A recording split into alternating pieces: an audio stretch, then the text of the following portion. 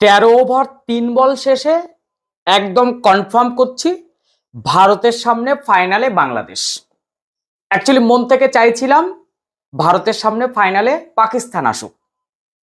একটি কারণ, তার কারণ একটি, সিঁদুরের যে প্রভাব, সিঁদুরের যে ঝলকানি, সেটা পাকিস্তানকে হাড়ে হাড়ে বুঝিয়ে দেওয়ার একটা ইচ্ছে ছিল। সত্যি বলছি, বাংলাদেশ ফাইনালে আসুক আমার কোনো দ্বিমত নেই, কিন্তু চাইছিলাম একই টুর্নামেন্টে বারবার 3বার এই পাকিস্তানকে গোহারা হারিয়ে তাদেরকে বোঝানো যে এই ক্রিকেটের সিঁদুর কত দূর যেতে পারে। আসলে 22 এপ্রিল ওই দগদগে ঘাটা না, এটা সেরে ওঠার নয়। দেখে দেখে হিন্দুদের ওপর যে গুলি চালনা এবং পাকিস্তানি মদতপুষ্ট জঙ্গি বাহিনী, এটা না প্রত্যুত্তর দিতেই হবে। অলরেডি আমরা প্রত্যুত্তর দিয়েছি, তাদের জঙ্গি ঘাঁটি উড়িয়ে দিয়েছি। এবার ওড়ানোর পালা ছিল পাকিস্তানি এই ক্রিকেট বাহিনীকে। আসলে আমাদের ভারতের সেনাবাহিনী যতটা শক্তি, আমাদের ক্রিকেট দলেরও ততটা শক্তি। এখানে কোনো রকম হারার কোনো জায়গা নেই। ফলে আজকের এই খেলাটা দেখতে দেখতে সেমিফাইনাল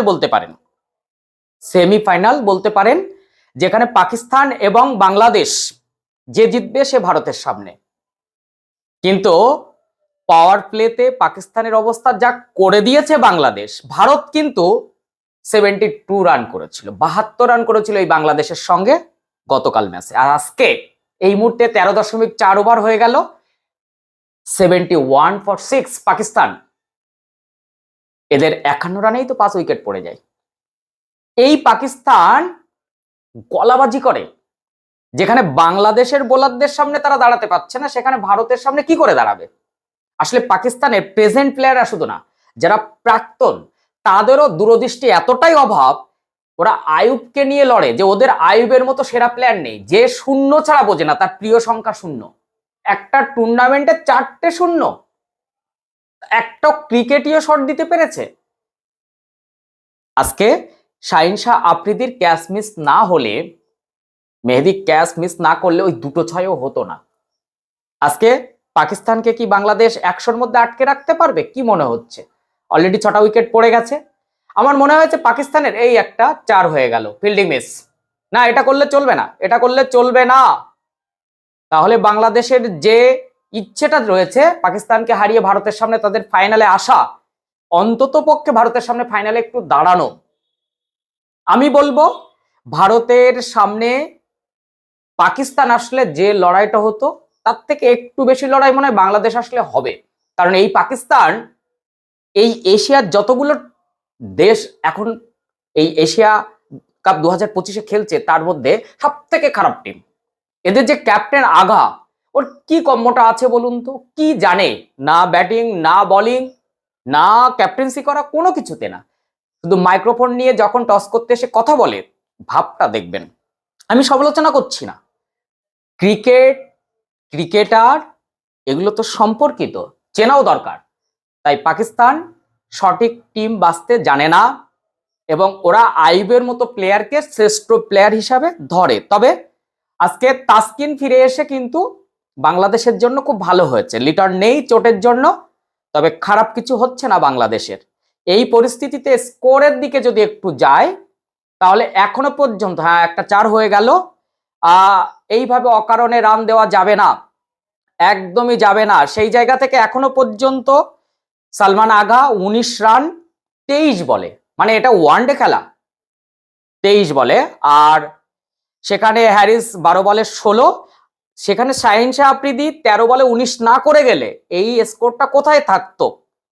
যাই হোক, এই পরিস্থিতিতে বাংলাদেশের বোলিং লাইন আপটাকে আমি একটা তালি দিতে চাই। ক্রিকেটীয় স্পিরিট, অর্থাৎ ক্রিকেট ভক্ত, ক্রিকেট বিশ্লেষক হিসাবে আজকের বাংলাদেশের বোলিং লাইন আপটা একেবারে টপ গ্রেড। দারুণ সিম পজিশন, দারুণ ক্যাপ্টেন্সি এখনো পর্যন্ত, যার এই দ্বিতীয় ম্যাচ হচ্ছে। কোনো অভিজ্ঞতা ছিল না, কোনো অভিজ্ঞতা না নিয়েই বা ভারতের সঙ্গে টস করতে চলে এসেছিলেন ফার্স্ট ম্যাচ। যাই হোক, দ্বিতীয় ম্যাচে কিন্তু তিনি কিছুটা হলেও পাকিস্তানের সঙ্গে একেবারে যথোপযুক্ত জায়গায় বাংলাদেশকে রেখেছেন। এখন বাংলাদেশের ভালো ব্যাটিংটা দরকার।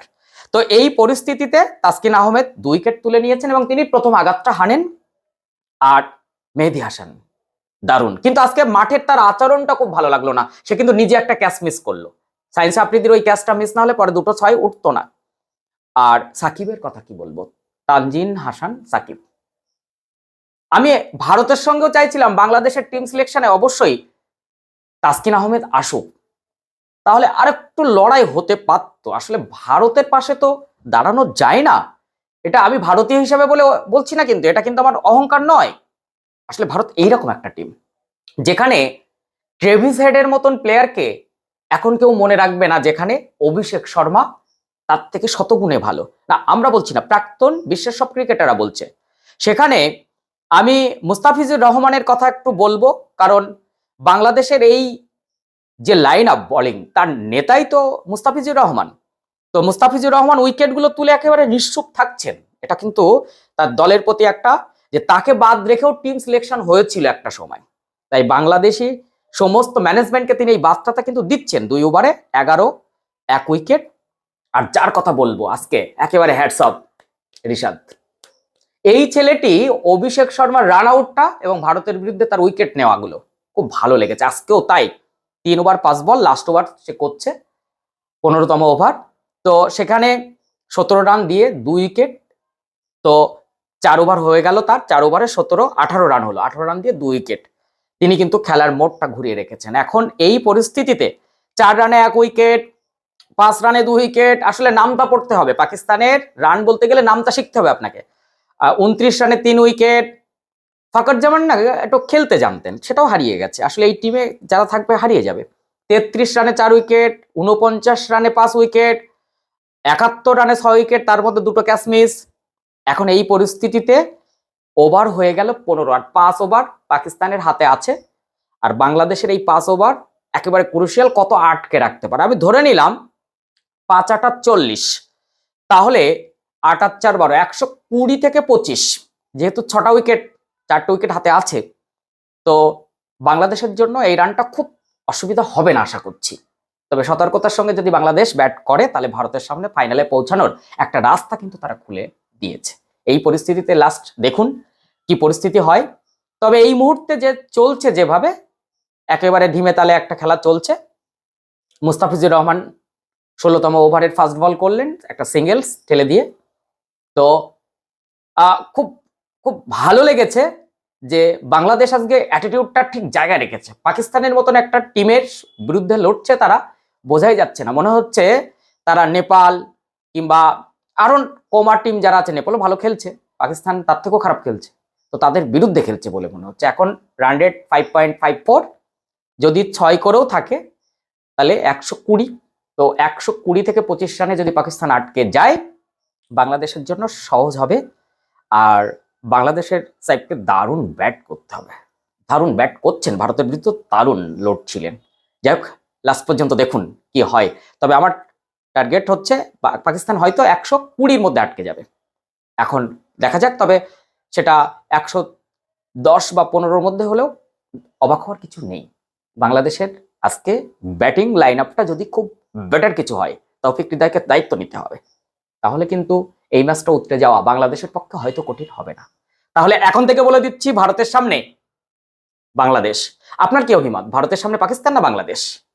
অবশ্যই কমেন্ট করুন। নতুন হলে অবশ্যই ফলো দিয়ে রাখুন। আর যদি আপনি ইউটিউব থেকে দেখেন, তাহলে অনলি প্লে এই চ্যানেলটি সাবস্ক্রাইব করে এই রকম ইন্টারেস্টিং ভিডিও পাওয়ার জন্য পাশের বেল আইকনটি প্রেস করে রাখুন। আপনার একটা অভিমত আমাদের এই ক্রিকেট বিশ্লেষণ আরো উৎকর্ষতা বাড়াবে। তর্ক থাকবে, কিন্তু সেই তর্কের মধ্যে সঠিকটা আমাদেরকে বেছে নিতে হবে।